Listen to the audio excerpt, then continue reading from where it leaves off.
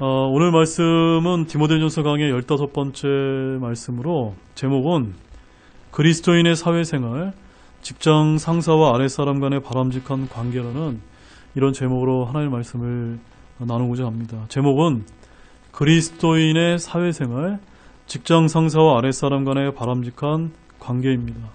자, 제목만 보면 어떻습니까? 우리에게 굉장히 필요한 말씀이라는 생각이 많이 들어지십니까? 앞선 5장 17절에서 25절에서는 장로, 곧 저와 같은 목사에 대한 권면을 했던 바울이 이번에는 직장 등에서 윗사람에 대한 아랫사람의 바람직한 그리스도인의 자세에 관한 아주 귀한 교훈을 디모데에게 이제 주고 있는 그런 말씀입니다. 저도 이제 오랜 군 생활을 통해서 사회생활을 이제 해봤기 때문에 이번 주제를 다루면서 예전 생각이 많이 떠올랐습니다. 과거를 제가 회상을 해볼 때 아랫사람으로서 윗사람을 어떻게 대해야 하는지 저의 경우는 그렇게 쉽지만은 않았던 것 같습니다. 특별히 저는 이 이제 진해 지역에서 특히 해군에서 2인자로 불릴 정도의 아주 높은 이런 장성분을 제가 이제 수행부관으로 이제 모셔봤던 적이 있기 때문에 참으로 이제 아랫사람으로서 그런 아주 높은 지위에 있는 이런 윗분을 모실 때 어떻게 해야 되는가. 특히 제가 이제 모셨던 분은 또 우리 믿는 분이셨거든요. 그래서 그때를 생각을 해봤을 때 오늘 말씀에서 제가 참 회개가 되어지는 부분도 있고 어떤 그때로 다시 되돌아가 본다면 내가 좀 더 잘할 수 있지 않았을까라는 이런 생각도 많이 들은 그런 말씀인 것 같습니다. 아무튼 같은 그리스도인 상사를 제가 만날 때마다 사실은 제가 더 어려웠던 적이 많았기 때문에 오늘 말씀의 적용이 그다지 쉽지 않다는 점을 제가 여러분들에게 솔직히 이제 고백을 드립니다. 제가 그저 이제 신학을 하고 그 다음에 이제 목회 생활을 해온 사람이긴 하면 제가 이런 말씀을 여러분들이 드리기가 쉽지 않았을 거예요. 그러나 저는 엄연히도 아주 엄격한 이런 계급 체계가 있는 그런 군 생활에서 약 20년간 제가 군 생활을 해봤기 때문에 이런 말씀이 말씀 그대로 적용하기가 정말로 꼭 쉬운 것만 아니다. 라는 것을 여러분에게 솔직하게 이제 고백을 드리는 것입니다. 그러나 이 말씀 역시도 어떻게 해야 될까요? 우리가 그리스도인이라면 정말로 순종해야 되는 말씀으로 여러분들이 받아들이시기 바랍니다. 자, 그럼 본문 말씀을 좀 보겠습니다. 1절을 다시 한번 읽어보겠습니다. 멍에 아래 있는 종들은 다 자기 주인들의 모든 존경을 받기에 합당한 자로 여길지니 이것은 하나님의 이름과 그분의 교리가 모독을 받지 않게 하려 함이라. 자, 이 구절을 살펴보기에 앞서서 우리는 먼저 멍에 아래 있는 종들과 자기 주인들에 대해서 생각해 볼 필요가 있습니다. 자, 첫째로 멍에 아래 있는 종들을 한번 보시기 바랍니다. 여기서 바울이 언급한 멍에 아래 있는 종들의 정의를 지금 즉 오늘날의 관점보다는 당시의 관점에서 살펴볼 때 우리는 좀 더 온전한 의미를 깨달을 수 있다라고 저는 그렇게 생각이 되어집니다. 왜냐하면 단순히 오늘날처럼 직장 등의 아랫사람 정도로 이해하기에는 당시 멍에 아래에 있는 종들의 처지가 그렇게 썩 좋지 않았음을 인식할 필요가 있기 때문입니다. 그렇지 않습니까, 여러분? 오늘날 이런 아랫사람과 과거의 그런 멍에 아래에 있는 종들은 완전 하늘과 땅 차이가 아니지 않습니까?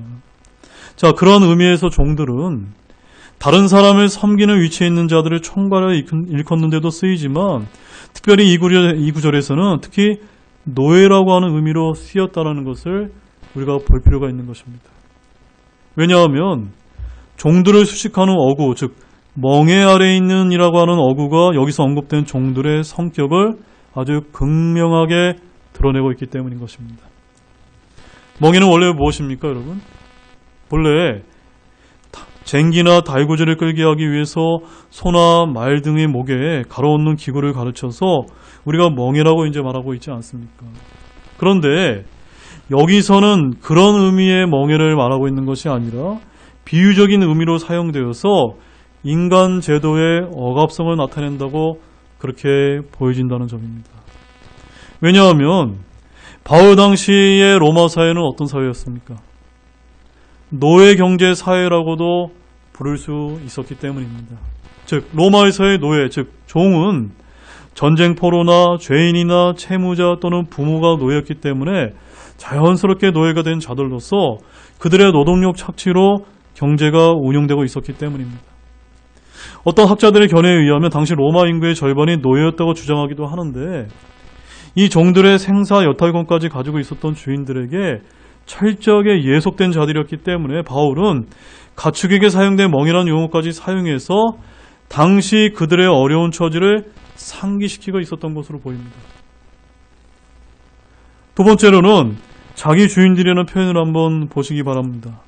여기서 주인이란 단어는 성경에서 일반적으로 주로 번역되는 그리스어 퀴리오스와 동일한 의미로 사용되기도 하지만 그보다 폭넓은 의미를 지니고 있는 종과의 관계를 나타내는 데만 사용되었다는 점입니다. 특이한 것은 이 표현이 신약 성경에서 하나님과 그리스도에게 적용되었다는 점입니다.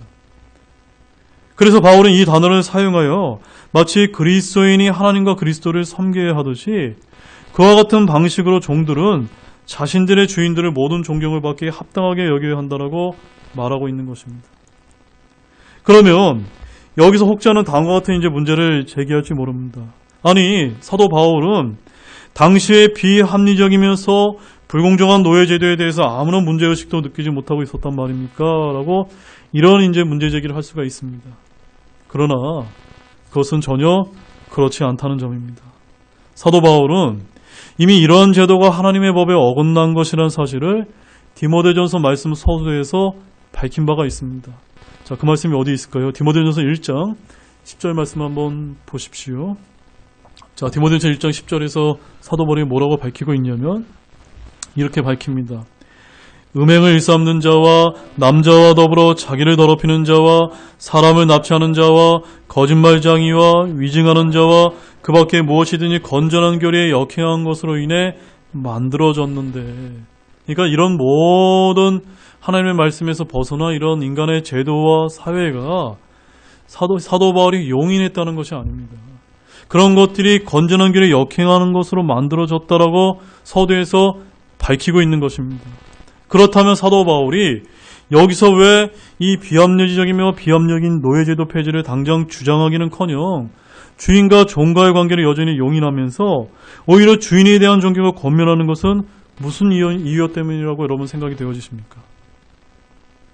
그것은 다른 것이 아니라 무엇보다도 당시 로마 사회의 구조가 전적으로 이 노예제도와 깊이 관련되어 있었기 때문일 것입니다.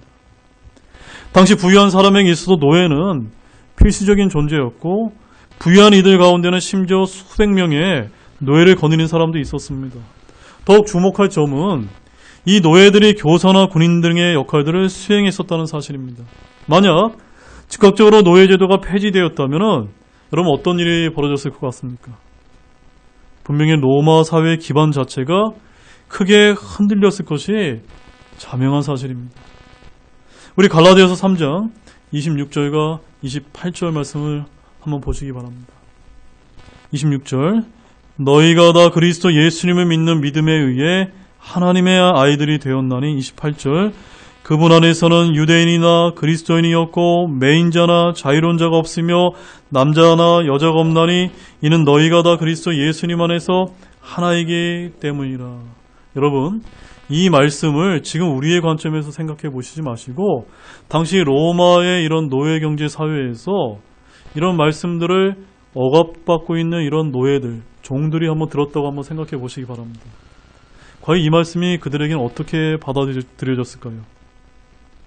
이런 배경 아래 살펴볼 때 이미 갈라디아서 3장 26절 이하에서 그리스도 안에는 유대인이나 그리스인이나 종이나 주인이나 자유론자나 남자나 여자 없이 다 하나라는 가히 혁명적인 사실을 밝혔던 사도 바울은 그와 동시에 이런 혁명적인 사실의 실천이 파괴적인 한거나 폭력이 아니라 상호간의 사랑과 존경 속에서 이루어져야 한다는 사실 또한 깊이 인식했던 것이라는 사실입니다. 에베소서 6장 9절 말씀을 한번 찾아보시기 바랍니다. 너희 주인들아 그들에게 같은 일들을 행하고 협박을 삼가라. 너희 주인도 하늘에 계시며 그분께서 사람들을 외모로 판단하지 아니하시는 줄을 너희가 아느니라. 따라서 오늘 본문의 내용을 가지고 사도 바울이 노예제도를 옹호하였다고 주장하는 분들이 있다면 그것은 전혀 타당하지 않다는 점입니다. 뿐만 아니라 여기서 바울은 노예제도 자체를 다루고 있는 것이 아니라 본문 이하에서 잘 드러나는 바와 같이 복음 전파를 염두에 두고 가르침을 주고 있습니다. 원하는 복음의 확장을 위해 그리스도인 종들로 하여금 주인과의 갈등을 야기할 것이 아니라 우선 사랑과 섬김과 존경으로 그들을 감동시킬 것을 권면하고 있는 것입니다. 이처럼 종들은 자기 주인들을 어떻게 여겨야 된다고 말씀하고 있습니까? 모든 존경을 받게 합당한 자로 여겨야 된다는 점입니다. 여러분 어떻습니까? 여러분들은 정말 아랫사람으로서 윗사람은 모든 존경을 받기에 합당한 자로 잘 여기고 계십니까? 이것이 그렇게 쉬운 일은 아니라는 사실입니다. 그러나 성경은 종들에게 주인을 어떻게 대해야 하는지 반복적으로 가르쳐주고 명령하고 있다는 점입니다. 성경은 종들에게 인간 평등이나 인권이나 자유 등을 선언하면서 신분 철폐를 외치지 않습니다. 주인에게 순종하고 주인을 존경하고 두려워하고 기쁘게 하라고 합니다. 자, 에베소서 6장 5절 말씀 보십시오. 6절 5절에는 또 뭐라고 기록되어 있습니까? 거기에 이제 종들에게 이렇게 얘기합니다. 종들아, 육체에 따라 너희의 주인된 자들에게 두려워하고 떨며 단일한 마음으로 순종하기를 그리스도께 하듯 하라. 어떻게 하라고요? 종들이 두려운 마음으로 단일한 마음으로 순종하기를 예수 그리스도께 하듯 하라는 것입니다. 자, 이런 명령을 하셨는데 그 이유가 무엇 때문일까요, 여러분? 그 이유가 무엇 때문입니까? 그래서 오늘 본문 1절 말씀에 잘 나와 있습니다. 하반절에 이것은 하나님의 이름과 그분의 교리가 모독을 받지 않게 하려 함이라 이기 때문입니다. 이런 오늘날 우리들의 사회생활에 적용을 해본다면 아랫사람은 직장 상사를 두려워하고 떨며 단일한 마음으로 순종하기를 어떻게 하라는 겁니까? 그리스도께 하듯 하라는 말씀입니다. 이것이 오늘 본문 말씀에서는 직장 상사를 존경하라는 뜻과 같다는 점입니다. 왜 그렇게 해야 됩니까? 그렇게 하지 않으면 너가 구원받은 정말 교회를 열심히 나가는 그런 크리스찬이라고 이야기하면서 믿는 상자들을 우리가 존경하지 않고 지시에도 잘 따르지 않고 이런 이제 아랫사람이 된다면 오히려 너희가 믿는 그 예수 그리스도의 이름이 모독받을 수 있다는 그런 점입니다. 잘 아시겠습니까? 그래서 종들, 즉 오늘날 아랫사람의 잘못된 행실은 하나님의 이름과 그분의 교리가 모독을 받게 한다는 점을 반드시 기억을 해야만 됩니다. 그리스도인의 사회생활에서 아랫사람들이 직장 상사를 존경하고 두려워하고 순종해야 되는 것은 어떤 본권적인 전통이나 가르침이 아니라 우리 주 하나님의 명령임을 알아야 합니다. 더욱이 그리스도인 아랫사람들은 불순종으로 인한 마찰과 갈등 때문에 하나님의 이름이 모독받지 않도록 하기 위함이란 분명한 목적이 있다는 사실을 알아야 되는 것입니다. 사실 당시 로마 제국 내에는 노예 해방이나 자유의 확대를 도모하는 운동들이 끊임없이 일어나고 있었습니다. 이에 로마 당국은 국가의 근간을 흔드는 국사범으로 취급해서 중재로 다스렸습니다. 따라서 이처럼 예민한 문제에 대하여 초대교회가 노예 해방을 주장하고 나섰다면 교회는 어떻게 되었을까요? 교회는 복음 전파는 막히고 당장 더 큰 박해에 직면하고 말았을 것입니다. 그렇지 않아도 교회 안에서 남녀노소나 지위, 계층 간의 차별이 없는 까닭으로 인해 사람들은 교회가 노예제도 자체를 부인하는 집단이 아닌가 하는 의혹을 가지고 있었을 것입니다. 이러한 상황에서 교회가 취할 수 있는 태도가 무엇일까요? 이는 교회에 속하여 있으면서 이 계층에 속하는 사람들로 하여금 주인에 대하여 더욱 성실하게 봉사하도록 하는 일이었을 것입니다. 즉 노예제도의 부당성을 내세워 투쟁함으로써 기독교 복음 전파에 방해되는 일을 불러일으키는 것보다는 자신의 처한 위치에서 성실히 일하고 신임을 얻음으로써 오히려 복음 전파의 기회를 도모하는 것이 더 현명한 일이었던 것입니다. 그리고 사실 이러한 방법이 성공을 거두어서 노예 계층에 널리 전파되었던 기독교가 로마 제국 내에서 점차 평민과 귀족 계층으로 확대되었다는 사실을 우리는 알아야 됩니다. 그런데도 오늘 우리 주변에는 하나님의 정의를 앞세우며 폭력을 써서라도 현재의 질서를 전복해야 한다거나 여성의 인권을 위해 남성 위주의 가정 질서를 완전히 바꿔야 한다고 주장하는 사람들이 많습니다. 또한 오늘날 동성애, 옹호 등의 차별금지법 제정 반대를 주장하는 신자들도 많이 있는데 이러한 점에서 우리가 한 가지 잊어서는 안 되는 점은 이런 사회 정의나 성경적인 가치관을 위한 그리스도인의 활동이 아무리 정당하다 하더라도 그런 것들이 절대로 반국가적인 폭력 활동이나 집회가 되어서는 됩니까? 안 됩니까? 안 된다는 점입니다. 성경에 부합하지 않는 악법 제정 반대를 한다 하더라도 많은 사람들의 호의를 얻을 수 있도록 폭력적이지 않은 방법으로 사람들을 일깨울 수 있도록 우리 그리스도인들은 지혜롭게 처신할 필요가 있다는 점을 아시기 바랍니다. 로마서 13장 1절 말씀 한번 찾아보시기 바랍니다. 모든 호는 더 높은 권력들에 복종할지니라. 하나님으로부터 나지 않은 권력이 없나니 현존하는 권력들은 하나님께서 정하셨느니라. 이 말씀 균형 잡힌 시각에서 받아들이셔야 됩니다. 우리 믿는 그리스도인들은 대통령도 총리도 정치인도 또 각 공공의 어떤 기관장이나 각 단체 이런 조직의 장을 하나님께서 정하셨기 때문에 오늘 보신 말씀처럼 우리는 아랫사람으로서 또한 밑에 있는 사람으로서 그런 위치에 있는 사람들을 모든 존경을 다 받들어서 우리가 할 필요가 있다는 것입니다. 아멘이십니까? 그런데 그런 분들이 불합리한 방법으로 불법적인 방법으로 그런 자신의 권력을 행사한다면 어떻게 해야 됩니까? 거기에 100% 우리가 따라야 된다는 것을 말하는 것은 아니라는 점입니다.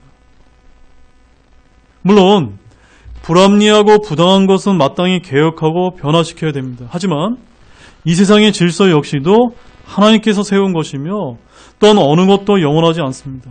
그렇기에 아무리 완전한 제도와 질서를 세워도 그 역시 잠시면 지나갈 것입니다. 따라서 오늘 우리는 본문의 의미를 깊이 새기며 당장의 모순을 개혁하기 위해서 국가의 질서를 흔들고 사회 질서를 흔들어서 도리어 복음의 진보에 장애를 주는 성급함을 버릴 필요가 있는 것입니다. 그리고 필요하다면 하나님의 뜻과 영광을 위해 현재의 불합리한 질서도 인내하고 순응하면서 오히려 받은 현재의 위치에서 최선을 다함으로써 믿지 않는 자들에게 더 큰 본을 보여 복음과 진리를 드러내고 성숙하고 지혜로운 그리스도인들이 되어야 될 줄로 믿으시기 바랍니다. 이렇게 그리스도인들이 사회생활을 하다 보면 직장생활을 하다 보면 때로는 더 불합리하고 부당한 차별을 받기도 합니다. 그럼에도 불구하고 우리가 믿는 자이자 아랫사람이라면 직장 상사가 믿든 안 믿든 모든 존경을 받기에 합당하게 여기시기를 바랍니다. 그래야만 하나님의 이름과 그분의 교리가 모독을 받지 않게 한다는 사실을 결코 잊어서는 안 되는 것입니다. 그러나 직장 상사를 존경한다고 해서 그들의 불법이나 부당한 명령에도 무조건 따르라는 것이 아닙니다. 중요한 성경적인 원칙은 하나님의 영광을 가리지 않는 한 존경하도록 애써야 됨을 강조하는 말씀인 것을 균형적으로 인식하시기 바랍니다. 자, 본문 2절 말씀을 보십시오. 같이 보시겠습니다. 믿는 주인이 있는 자들은 그들이 형제라 해서 그들을 얕보지 말고 오히려 그들을 섬길지니라. 이는 그들이 신실하고 사랑받는 자들이요 은택에 참여하는 자들이기 때문이라. 이것들을 가르치고 권면하라. 자, 이 말씀은 대단히 쉬운 말씀이 아닙니다. 제가 예전에 이제 어떤 한 지역교회를 이제 섬기게 되었을 때 어떤 믿는 집사 형제가 있었는데 그 집사 형제가 아주 사업에 이제 수완이 아주 높았던 형제입니다. 그래서 이 형제가 이제 그 교회 내에서 어려운 형제들을 돕겠다고 자기 직장에 이제 이렇게 취업을 시켜서 일을 시키다 보면 그 안에서 여러 가지 어려운 일들이 이제 발생합니다. 어떤 어려운 일이 생기는지 아십니까? 아니, 저 형제가 집사 형제라고 하면서 어떻게 나한테 이렇게 대할 수 있느냐라고 이렇게 불평하는 이런 형제들을 제가 많이 발견했거든요. 이것은 잘못된 겁니다. 네. 입장을 바꿔 생각한다면 그 형제가 믿는 형제가 아니었다면 그 아랫사람이 쉽게 이렇게 불평할 수 있을까요? 제가 볼 때는 동일한 기준과 잣대를 가지고 불평을 해야 되는데 그렇지 않은 경우가 많이 있었던 것을 제가 본 적이 있습니다. 자, 본문을 보시면 여기서 믿는 주인이 있는 자들이라는 표현을 감안할 경우 이는 분명히 종들도 그리스도인이며 주인들도 그리스도인인 경우를 상정한 것입니다. 그러면 1절에 멍에 아래 있는 종들은 비그리스도인 주인을 모시고 있는 그리스도인 노예를 가리킨다라고 할 수 있습니다. 그렇다면 그리스도인 주인을 모시고 있는 그리스도인 종은 어떻게 그 주인을 대해야 할까요? 어떻게 대해야 됩니까? 바울은 소극적인 차원에서 믿는 주인이 있는 자들은 그들이 형제라고 해서 그들을 얕보지 말라고 언급을 하고 있고, 적극적인 차원에서는 어떻게 하라고 있습니까? 오히려 그들을 섬기지니라라고 이렇게 권면하고 있는 것입니다. 이러한 표현은 분명 바울 당시에 동일한 그리스도인이라는 이유 때문에 자신의 주인을 무시하고 그 권위에 도전했던 노예들이 실제로 존재했음을 간접적으로 시사한다고 보여집니다. 이것은 오늘날도 마찬가지입니다. 그리스도인의 사회생활 시 직장 상사가 같은 그리스도인이라고 해서 대충 대하면 됩니까? 안 됩니까? 안 되는 것입니다. 혹자의 견화에 따르면 당시 초대교회에서 믿는 노예들 가운데서 장로가 될 수 있었다는데, 이를 감안하면 이러한 추정은 그리 억지스럽지 않을 수도 있습니다. 그러나 사도 바울은 디모데에게 이런 노예들의 태도에 대해서 그들로 하여금 오히려 그들의 주인들을 더 잘 섬기게 할 것을 단호하게 가르쳤다는 점입니다. 자, 본문 2절 하반절을 보시죠. 뭐라고 기록되어 있습니까? 이는 그들이 신실하고 사랑받는 자들이요 은택에 참여하는 자들이기 때문이다. 우리가 이런 생각을 대하면서 아랫사람으로서 믿는 직장 상사나 이런 윗사람들을 대해야 된다는 것입니다. 아, 그분들이 신실하게 사랑받는 자들이구나. 함께 은택에 참여하는 자들이구나. 그러면 그분들에게 우리가 그리스도께 하듯 모든 존경을 하기에 합당한 자를 여기지 못할 이유가 없는 것입니다. 바울은 그리스도인 주인을 둔 그리스도인 종들로 하여금 그의 주인을 더욱 잘 섬기게 할 것을 당부하는 이유가 여기에 나옵니다. 그 이유는 그들 종들의 섬김의 대상이 신실하고 사랑받는 자들이요 은택에 참여하는 자들이기 때문입니다. 이를 오늘날 직장 상사들에게도 우리가 똑같이 적용해야 되는 것입니다. 여기서 믿는이라는 표현은 그리스도 안에서 동일한 믿음으로 한 형제가 되었다는 사실을 나타냅니다. 그런데 사랑받는이라는 표현은 누구의 사랑을 받는지 명확하게 드러나지는 않습니다. 그러나 이는 포괄적인 의미를 지녀서 하나님뿐만이 아니라 다른 성도들로부터 사랑을 받는 자들이라고 볼 수 있습니다. 여기서 다른 성도들 가운데 신분의 벽을 뛰어넘어 노예 성도들도 포함된다고 볼 수 있습니다. 성도는 이처럼 하나님과 다른 성도들로부터 사랑을 받는 존재인 것입니다. 한편 이 말씀은 동일한 믿음을 가진 자요 그리스도 안에서 사랑을 나누는 사이라고 해서 종이 주인, 즉 오늘날로 말하면 아랫사람이 직장 상사를 무시한다는 것은 바르지 못한 태도임을 보여주는 말씀입니다. 오히려 신실하고 사랑받는 자라는 사실은 더 성심껏 섬기고 봉사할 대상임을 보여주는 것입니다. 만약 주인을 무시하는 태도를 가진 종이 있다면 그는 주인으로 하여금 시험에 들게 할 수 있으며, 더 나아가 다른 주인들로 하여금 종이나 노예의 신앙의 자유를 억압하게 하거나 자신이 회심하는 것을 망설이게 할 수도 있다는 점입니다.